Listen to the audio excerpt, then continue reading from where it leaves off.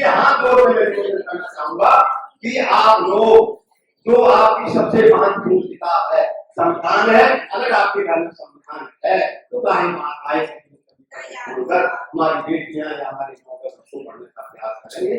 इसीलिए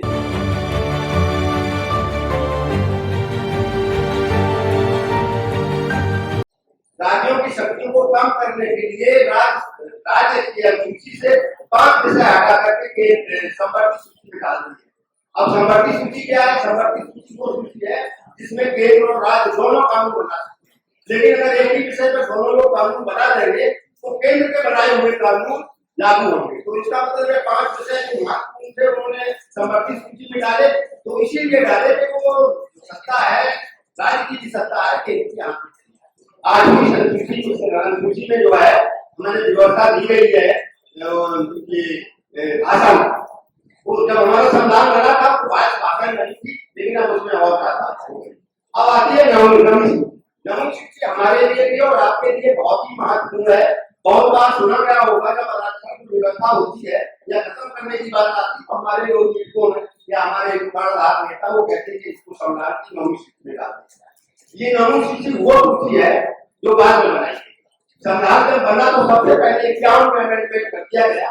वो इसलिए किया गया था कि जो देश को रेलवे लाइन, हॉस्पिटल और तमाम तरह के उपक्रम बनाने के लिए जो संपत्ति का अधिकार 31 में दे दिया गया था, उसके माध्यम से ये जमीन नहीं दे पा रहे थे, अनुसूची में डाल दिया गया और ये अच्छी अनुसूची बनाई गई है। दो विषय इसमें डाले गए, 2 विषय इसमें डाल दिया गया, कोर्ट में उसको कोई भी चेंज नहीं कर सकता। इसीलिए हम अपनी नाम उठाते कि हमारे 8 घर को सूची में डाल दिया, लेकिन नहीं डाला। तो मैं ये कहना चाह रहा हूँ नवमी सूची बहुत महत्वपूर्ण है।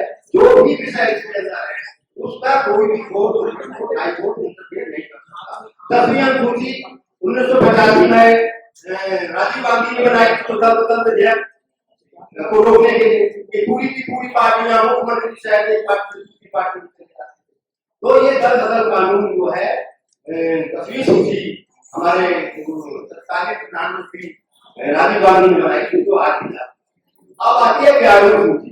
11वीं सूची के बारे में ये बताना चाहता हूँ। 11वीं और 12वीं सूची में 1989 में हमारे राजीव गांधी इसको लाना चाहते, लेकिन ये गिर था राज्यसभा से, तो उनको सरकार से भी आगे होना पड़ा था, वासी को दिखा देकर सरकार का चुनाव करना पड़ा था। ये व्यवस्था थी, लेकिन जब नरसिम्हा राव की सरकार तो उन्होंने गाँव में ये जो है बिल लाए और 11वीं सूची में जो पंचायतें हैं, जो गांव में प्रधान है, जिला पंचायत अध्यक्ष है, ब्लॉक प्रमुख है, ये जो संविधान में डाल दिया या तो संविधान के संशोधन। और 12वीं अनुसूची जो राष्ट्रीय सूची है इसमें जिला पालिका, महानगर पालिका की सारी व्यवस्था को संविधान में डाल दी। ये 12 अनुसूची और हमारी जो आरक्षण की व्यवस्था, हमारी जो इनके बारे में बहस नहीं करूंगा कि हमारे पास हमें केवल 16 बात करता हूँ।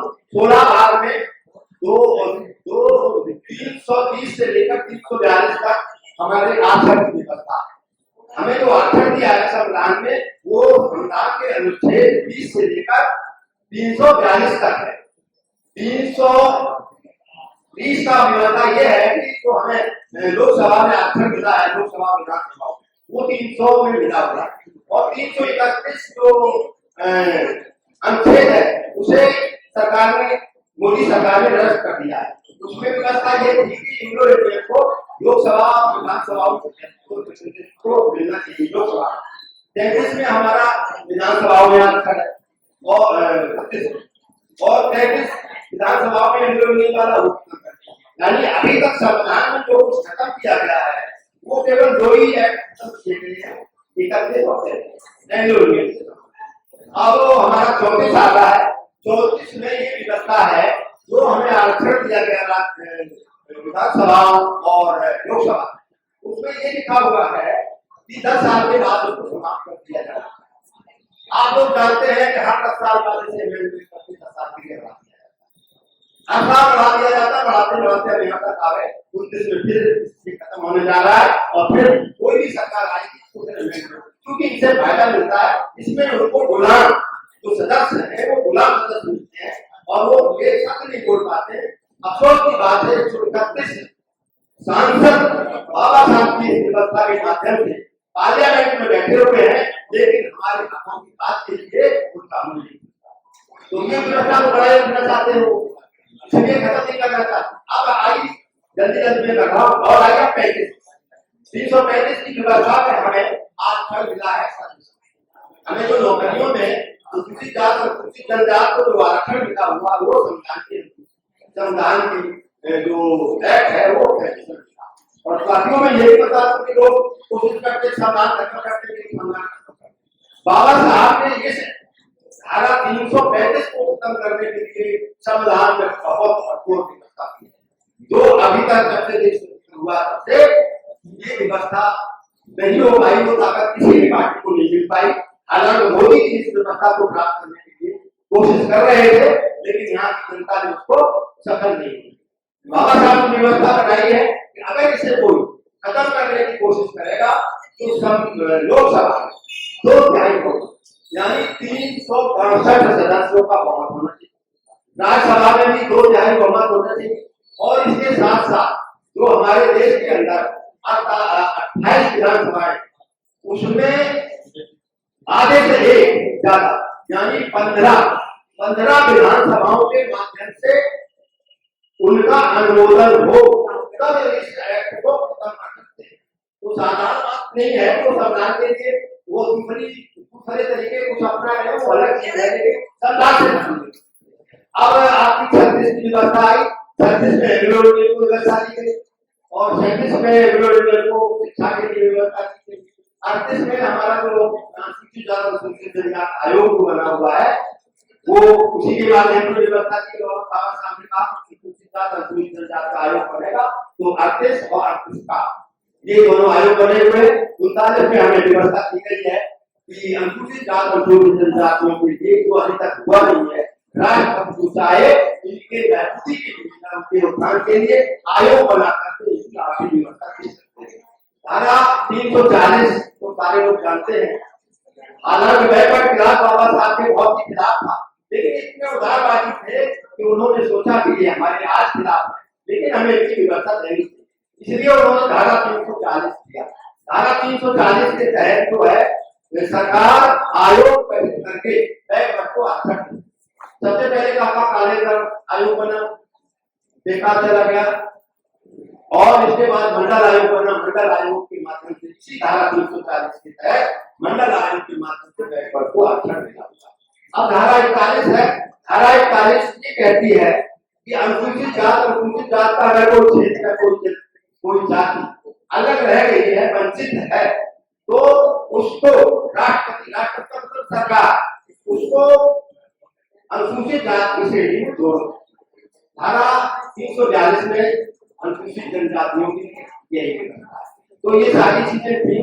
अभी व्याख्या बड़ी हो जाएगी अगर हम उसके पाठ के बारे में बात करेंगे, इसलिए मैं इतना ही कहते मैं अपनी बात समाप्त करता हूँ और ये कहते भाई दुनिया की सारी देवी देवता सब कुछ छोड़ो, पाखंडवाद करते करते हमारे दादा परदादा मर गए, कभी किसी का कोई कल्याण हुआ नहीं है। जो कुछ भी आज हमें मिला है संविधान के माध्यम से मिला है। हमारे पास अगर अत्याचार होता है हमारे साथ बताया जाता है और हमारे पास देश वगैरह और कुछ जो हमारे पास घटनाएं होती है, हमारी कोई देश देवता के हम कराए, चाहे हम काम में भी चले जाए, हमारा कुछ सुनने वाला नहीं है। संविधान के माध्यम से बाबा साहब ने ये व्यवस्था दी है कि आप थाने में जाइए, आप सुप्रीम कोर्ट हाई कोर्ट में जाइए और जो आरोपी है, जो अभियुक्त है, उसको सजा मिलेगी। इसलिए बार बार खासतौर से बेटियों से और महिलाओं से और साथियों से मैं चाहूंगा कि आपके घरों में जो देखा है रामायण की होगी, महाभारत की होगी, तमाम तरह की जो हिंदू धर्म की पाखंडी के कारण जो होगी, लेकिन मुझे अफसोस है कि कई घरों में गया जो समाधान नहीं आया। इसलिए हाथ जोड़ में मैं निवेदन करना चाहूंगा कि आप लोग जो आपकी सबसे महत्वपूर्ण किताब है संविधान है, अगर आपके घर में संविधान है तो गाय माताएं हमारी बेटियां या हमारे बच्चों पढ़ने का प्रयास करेंगे। इसी देश के साथ जय।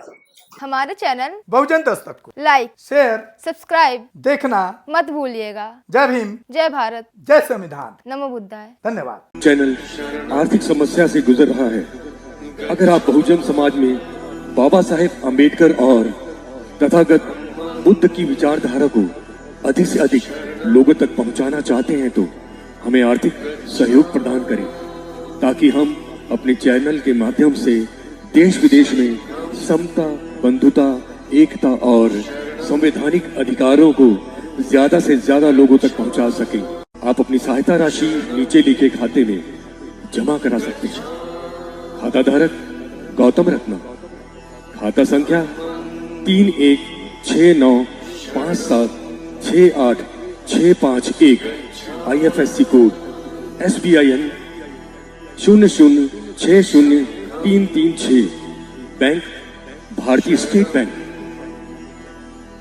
आप हमारे बैंक खाते का विवरण स्क्रीन पर भी देख सकते हैं। जय भीम, जय भीम।